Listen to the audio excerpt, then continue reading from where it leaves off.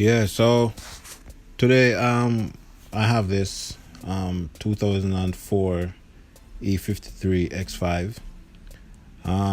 We just picked up this car we get it for a small change. It was like $1,200, and it has a check engine light on it, and it only has 109,000 miles on it. This is a very way low mileage car.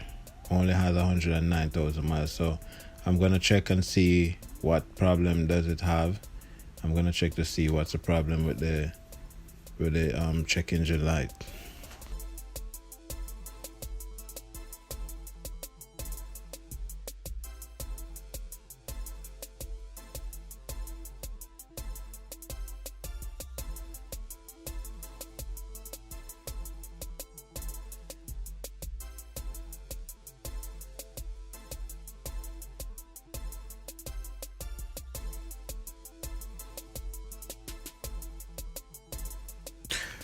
So now that I hook my scan tool to the car, I'm getting a code for P0036.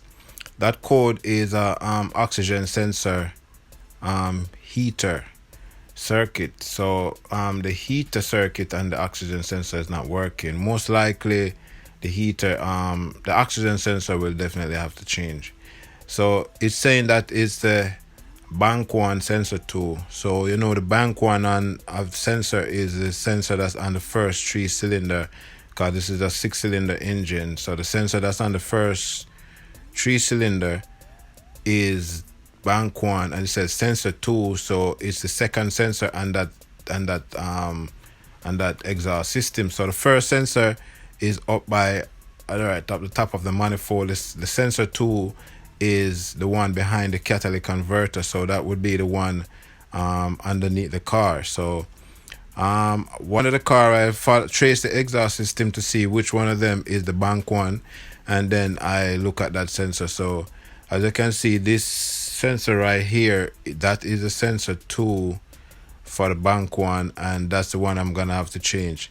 It's not gonna be very easy to change because it's at a very tight spot. I can't get a wrench up there, so I'll have to use a special oxygen sensor tool, and I'm gonna try. I can get that at AutoZone or one of those places. I'm gonna try and get it, and then I'm gonna try to come and get this sensor out. So hopefully once I change the sensor, it won't be a problem, because it's either the sensor or there's something wrong with the circuit. So I'm just gonna go with my intuition and change the sensor first. Yeah, so I get a special socket for the oxygen sensor at AutoZone. I just put a ratchet wrench on it, and it's very hard to break loose, so I have to put some heat on it. I have to use a blowtorch and heat it, and then use an extension to get more leverage. And it's gonna work different. The higher the car is, much better. You have more space to work on it there. I just put it on a jack stand, so it wasn't that high. So but I put the heat on it, and that's what I have to do to get it to be able to turn. Yeah, so after I heat it and turn it, it becomes loose. Then I could just use my hand and as you can,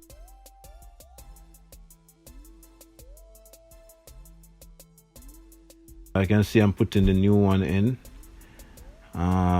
You try to line it up properly and turn it with your hands, so it doesn't cross thread. It goes in straight, and once it's straight, you can just turn it right in until it's tight, and then you can use a socket and finish, do the tightening process. But it's not the easiest place to work. It's very tight underneath there. The space is very limited. So you have to just, if you're doing this, you have to improvise. You're maybe gonna need heat to loosen the thing because it's very tight.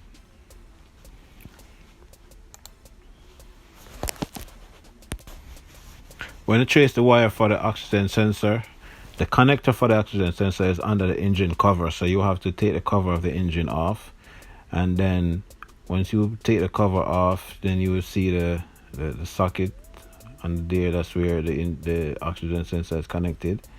Once you get it loose, and once you get it loose, then you disconnect it and you pull that oxygen sensor out. Then you connect the new one, and you have to fish the wire all the way back.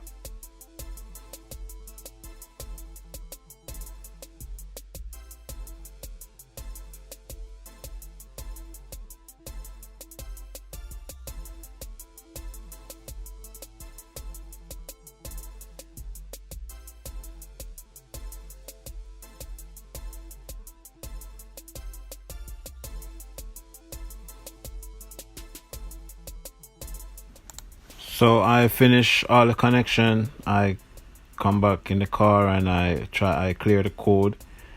And as you can see, the oxygen sensor heater code is not back as yet.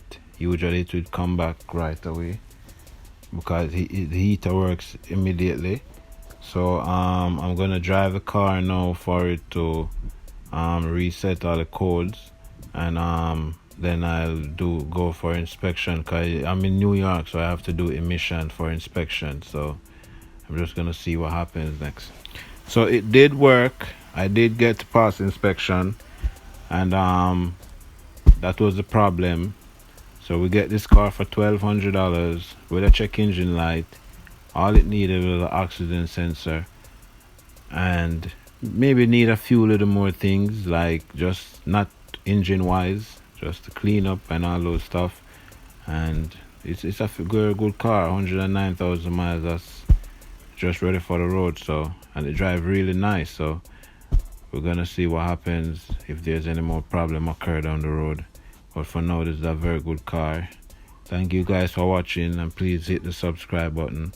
Thank you, and see you next time.